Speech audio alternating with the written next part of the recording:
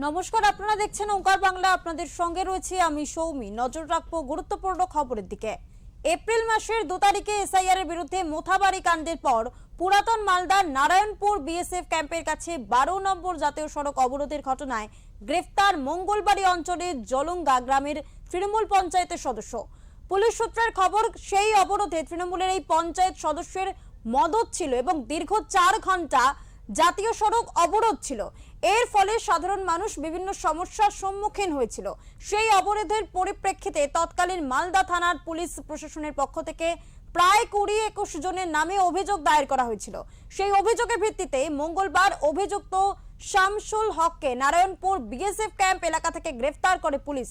বুধবার তাকে জেলা আদালতে তোলা হয়। জানা গিয়েছে, এই তৃণমূল নেতা এলাকায় বাহুবলী বলে পরিচিত ছিল।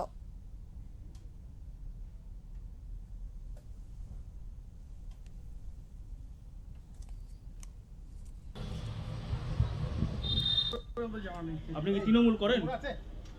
তৃণমূল করেন? হ্যাঁ। রোড ব্লক করেছিলেন আপনি? না, তাহলে আপনাকে অ্যারেস্ট কেন করা হলো? সেটা আমি বলতে পারছি না। এখন পর্যন্ত আমাকে জানাইনি। কি মনে করছেন?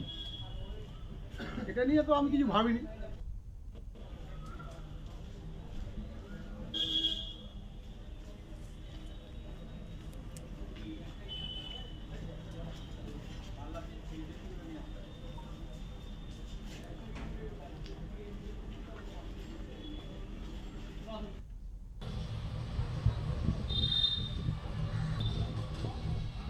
কথা বলতে পারবো না,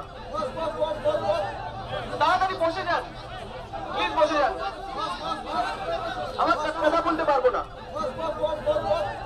তাড়াতাড়ি বসে যান, প্লিজ বসে যান। আমার কথা বলতে পারবো না।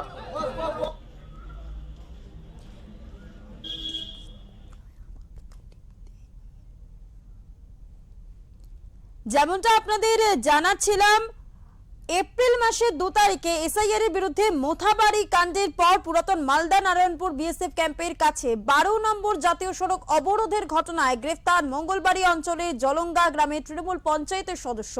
পুলিশ সূত্রের খবর, সেই অবরোধে তৃণমূলের এই পঞ্চায়েত সদস্যর নাকি মদত ছিল এবং দীর্ঘ 4 ঘন্টা জাতীয় সড়ক অবরোধ করা হয়েছিল। এর ফলে সাধারণ মানুষ বিভিন্ন সমস্যার সম্মুখীন হয়েছিল। ঠিক সেই অবরোধের পরিপ্রেক্ষিতে তৎকালীন মালদা থানার পুলিশ প্রশাসনের পক্ষ থেকে প্রায় 20-21 জনের নামে অভিযোগ দায়ের করা হয়েছিল। সেই অভিযোগের ভিত্তিতে মঙ্গলবার অভিযুক্ত শামসুল হককে নারায়ণপুর বিএসএফ ক্যাম্প এলাকা থেকে গ্রেফতার করে পুলিশ। বুধবার তাকে জেলা আদালতে তোলা হয়। জানা গিয়েছে, এই তৃণমূল নেতা এলাকায় বাহুবলী বলে পরিচিত ছিল।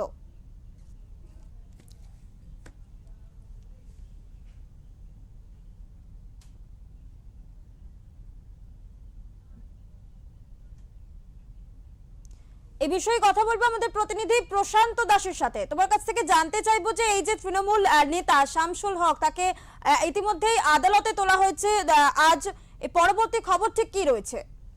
দেখো, এখন পর্যন্ত তৃণমূল পঞ্চায়েত সদস্য গ্রেপ্তার মঙ্গলবাড়ির জলঙ্গা গ্রামের তৃণমূলের সদস্য ছিলেন তিনি।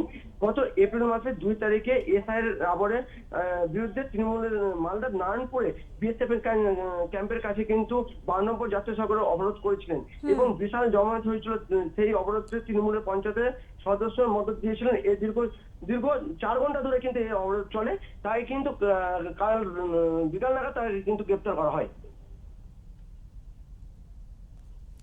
এর পরবর্তী আপডেট ঠিক কি রয়েছে? আজ থেকে কখন আদালতে তোলা হবে, কিছু জানা যাচ্ছে? দেখো, এখন পর্যন্ত আদালতে তোলা হয়েছে, কিন্তু তার সঙ্গে তার কাছে কি কারণে অবরোধ করেছিল সেটা কিন্তু পুলিশ সুপার জানাবেন বলেছে। এই মুহূর্তে পরিস্থিতি ঠিক কিরকম রয়েছে? অবরোধ কি উঠে গিয়েছে? দেখো, এখনো অবরোধ ছিল, সেটা অবরোধ ছিল কিন্তু 12 নম্বর জাতীয় সড়ক অবরোধ ছিল 2 তারিখ, কিন্তু ওই এসআইআর আবহে কিন্তু সেই সময় কিন্তু অবরোধ তুলে দেওয়া হয় পুলিশের ক্ষেত্রে থেকে।